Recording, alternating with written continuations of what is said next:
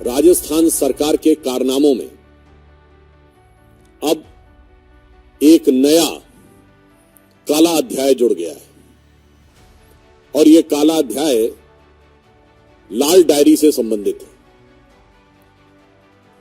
वो लाल डायरी जो पिछले कई दिनों से चर्चा बनी हुई थी और जिसको लेकर आपने देखा कि विधानसभा के अंदर फिजिकल मैन हैंडलिंग तक हुई और अब उस लाल डायरी के काले पन्ने भी एक एक करके सामने आने लगे हैं।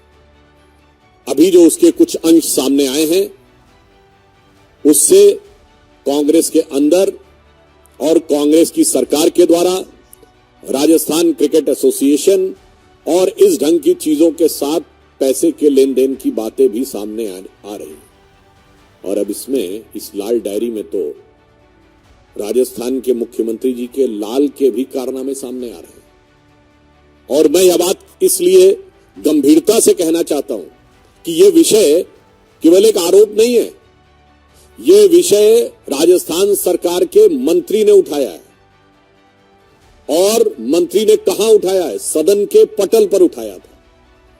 मेरे विचार से संवैधानिक दृष्टि से सरकार के मंत्री का सदन के पटल पर दिया गया वक्तव्य सबसे ऑथेंटिक या प्रामाणिक माना जाता है।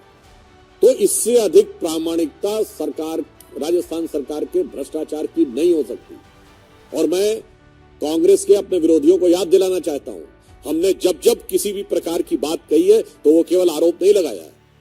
2G के मामले पर CAG की रिपोर्ट थी और कोर्ट का ऑब्जर्वेशन था। बोफोर्स के मामले में मैं याद दिलाना चाहता हूं, इसी प्रकार राजीव गांधी सरकार के मंत्री विश्वनाथ प्रताप सिंह जी ने आरोप लगाया था। आज अशोक गहलोत जी की सरकार के मंत्री, जिसे चंद घंटों में बर्खास्त कर दिया गया, राजेंद्र गुड़ा ने आरोप लगाया। तो मैं कह सकता हूं this is going to be a Bofors moment for Rajasthan सरकार।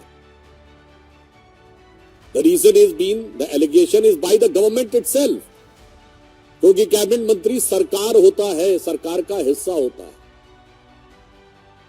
और इतना ही नहीं, उसमें इस ढंग के शब्द आ रहे हैं कि फोन करके पूछा जा रहा है कि मेरा पैसा दे दो, अभी तक दिया नहीं गया है।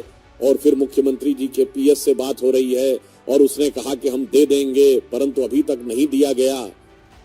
यानी कांग्रेस जिन गारंटियों की बात करती है वो गारंटी सिर्फ ही नहीं, ये सब भी गारंटी है कि मेरे लिए काम कर देना, बदले में पैसा देंगे। और वो गारंटी सीधे कहां से जुड़ी हुई है? मुख्यमंत्री कार्यालय से जुड़ी हुई है। मुझे लगता है कांग्रेस के नेताओं को इस घटना के बाद शर्म से लाल हो जाना चाहिए। मगर अफसोस की बात यह है कि निर्लज्जता के साथ कांग्रेस पार्टी और राजस्थान की सरकार इन चीजों को नजरअंदाज कर रही है।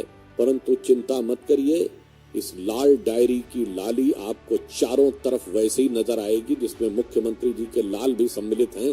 तो मैं कहना चाहूंगा आज कांग्रेस की स्थिति राजस्थान में वो हो रही है कि लाली मेरे लाल की जित देखूं तित लाल, और लाली देखन मैं गई मैं भी हो गई लाल।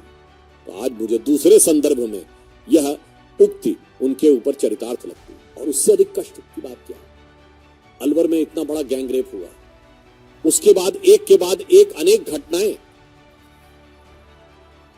अलवर डिस्ट्रिक्ट में आती चली जा रही हैं। 17 साल की एक नाबालिग बालिका के साथ 4 युवकों ने सामूहिक दुष्कर्म किया। 19 से 21 साल के बीच के आरोपियों ने एक और बालिका के साथ सामूहिक दुष्कर्म किया। अनेक स्थानों के ऊपर कभी कभी यह भी शक होता है कि आरोपियों के ऊपर प्रभावी कार्रवाई किसी इसी कारण से तो नहीं हो रही कि उनको लगता है कि उसका कोई वोट से संबंध है। अभी कल की घटना है कि भीलवाड़ा में एक बच्ची के साथ दुष्कर्म करके उसको जला दिया गया। और यदि प्रतिदिन का हिसाब देखें तो 15 से 20 घटनाएं इस प्रकार की राजस्थान में होती चली आ रही। और इससे अधिक क्या कहा जाए कि उनकी स्वयं की विधायिका ये कह चुकी है कि राजस्थान में वो अपने को सुरक्षित महसूस नहीं करती। यदि आपके सरकार का मंत्री भ्रष्टाचार की बात कहता है, आपकी विधायिका असुरक्षित महसूस करती है और इस ढंग के दुष्कर्म राजस्थान में हो रहे हैं, तो मुझे लगता है कि आप जितना भी बचने की कोशिश करें, परंतु राजस्थान की जनता उस चीज को बहुत गौर से देख रही है। और अब वह पीड़ा का पारावार समाप्त होता हुआ नजर आ रहा है।